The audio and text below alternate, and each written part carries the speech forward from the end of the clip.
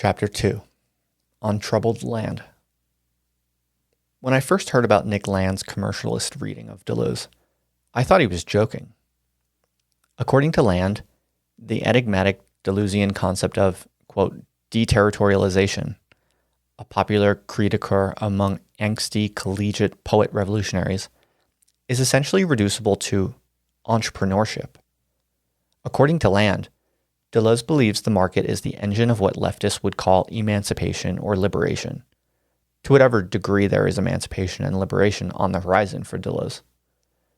As we will see, I still believe it's implausible to understand Deleuze as a straightforward lover of capitalism. Deleuze has made far too many remarks to the contrary, and many to the effect that markets are a primary source of oppression. Nonetheless, Land's daringly unfashionable interpretation of Deleuze planted a seed in my own understanding of Deleuze's underlying project. I was eventually forced to admit that this hypothesis could resolve some otherwise irresolvable puzzles in Deleuze's thought. There are certain anomalies that only make sense if one admits that Deleuze harbors some kind of esoteric, reactionary tendency. Consider, for instance, the following anecdote in the joint biography of Deleuze and Guattari written by François Dos. One of Deleuze's students, Bernard Cash, started a business based on Deleuze's reading of Leibniz.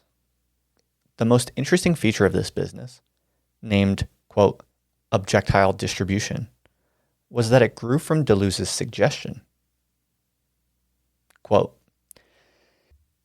Cash transformed these principles, Leibniz's, into material forces by conceiving of manufactured objects based on aleatory models that would allow for the industrial production of modulable, non-standard objects. He started a business called, quote, objectile distribution at Deleuze's suggestion. Quote, one day he said to me that I was talking about objects in a Leibnizian manner, using parametrical functions that were in fact objectiles, end quote. His business made philosophical principles into a truly unique mode of production. Dos's description leaves the business model no less obscure than the name, so it's unclear how this business sought to make money.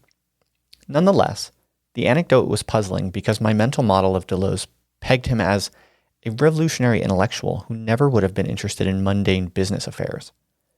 I figured that he would have been nothing but contemptuous of money-making schemes.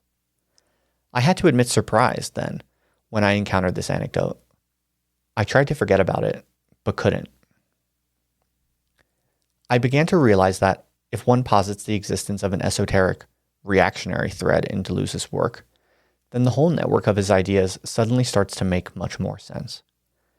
Even his well-known concepts become more intuitive and eminently productive.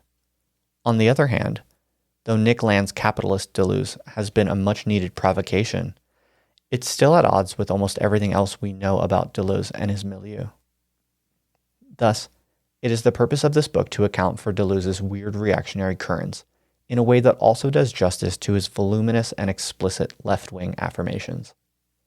If his systematic deviations from his purported left-wing allegiance do not render him a full-bore capitalist, then what do they render him?